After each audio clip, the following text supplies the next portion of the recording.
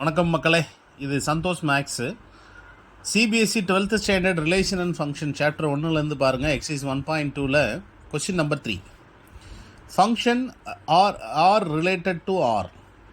So அப்போ real number to real number தான் சொல்கிறாங்க. எஃப் ஆஃப் எக்ஸுங்கிறது ஒரு பாக்ஸ் எக்ஸ் இருக்கு இல்லையா? இது பாக்ஸுங்கிறது என்ன தெரியுமா? Box X denotes greatest integer function less than or equal to X. இதுதான் மீனிங். இதில் இருக்கிற வேல்யூ எப்பயுமே less than or equal to அதே வேல்யூவாக இருக்கும். சரிங்களா?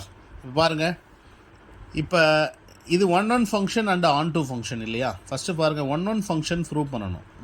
ஒன் ஃபங்க்ஷன் எப்படி ப்ரூவ் பண்ணுறது பாருங்கள். F of X one, F of X two. இப்போ பாருங்கள், கிரேட்டஸ்ட் இன்டீஜர் ஃபங்க்ஷன். சரிங்களா? Greatest integer function.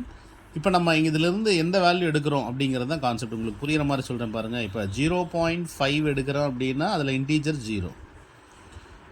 1.2 எடுக்கிறோம்னா இதில் இருக்கிற இன்டீஜர் 1. ஸோ இப்போ நான் பாருங்கள், நான் எடுக்கிறேன் 1.1 1.2 எடுத்துக்கிட்டேன். எனக்கு ஆன்சர் பாருங்கள் சேமாக வரும். So different value but same answer. It is not one function. It is not one function. So one function satisfied ஆகாது. பாருங்கள், இதே மாதிரி வேறு கூட எடுத்துங்க. 2.1 2.4. இப்போ ஆன்சர் 2 தானே வரும். பாருங்கள், 2 சேமாக வருது இல்லையா? ஸோ அப்போ நம்ம ஒரு பர்டிகுலர் இன்டீஜருக்குள்ளார, அதாவது வந்து 2லேருந்து 3க்குள்ளே இருக்கிற எந்த நம்பர் வேணாலும் எடுத்துக்கலாம். இப்போ 2.1 2.2 2.3 இந்த மாதிரி அதுக்குள்ளே தான் எடுக்கணும். ஸோ அப்போ தான் நமக்கு உண்டான ஆன்சர்ஸ் ஃபைண்ட் அவுட் பண்ண முடியும். நீங்கள் இதை தாண்டி வேறு ஒரு இன்டீஜர் போகக்கூடாது. ஸோ இப்போ பாருங்கள், அப்போ ஒன் ஃபங்க்ஷன் ஃபெயில்ட் ஆயிடுச்சு. It is not one function. இப்போ ஆன் டூ போயிடலாம் இல்லையா? ஸோ ஆன் டூ மீனிங் என்ன? Y equal to F of X, அதாவது ரேஞ்ச் ஈக்குவல் டு கோடொமைன். இதுதான் மீனிங். ரேஞ்சு கோடொமைன் ஈக்குவலாக இருக்குங்கிறது. இப்போ Y equal to greatest integer of X.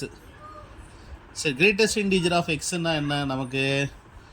Y is always integer function. Y is always integer ஃபங்க்ஷனாக இருக்கணும். இப்போ நான் இங்கே ஒரு எக்ஸுக்கு ஒரு வேல்யூ போட்டேன், 1.2 போட்டேன். எனக்கு ஆன்சர் 1 கிடச்சிருச்சு. சரிங்களா? ஆன்சர் வந்து 1. But 1.2 is not belongs to Y. சரிங்களா? 1.2ங்கிறது ஒரு இன்டீஜர் கிடையாது. 1.2 is not belongs to integer. இதுதான் மீனிங். நமக்கு வந்து பாருங்கள், ரொம்ப இன்னும் புரிகிற மாதிரி சொல்லணும்னா, எக்ஸில் எந்த ஒரு நம்பர் வேணால் எடுத்துக்கலாம். X belongs to real but Y belongs to integer. இதுதான் கான்செப்ட். இங்கே புரியுதா உங்களுக்கு? எக்ஸுக்கு எந்த ரியல் நம்பர் வேணாலும் அந்த பாக்ஸில் நீங்கள் போட்டுக்குங்க. பட் உங்களுக்கு ஒய்க்கு என்ன கிடச்சிருக்கும்? இன்டீஜர். அப்போ ஈக்குவேஷன் 1, இது ஈக்குவேஷன் 2. இப்போ 1 நாட் ஈக்குவல் டு 2. அப்போ F of X is not onto function. புரிஞ்சுதா உங்களுக்கு? இப்போ புரிஞ்சிருக்கும்னு நினைக்கிறேன். புரியுதா உங்களுக்கு?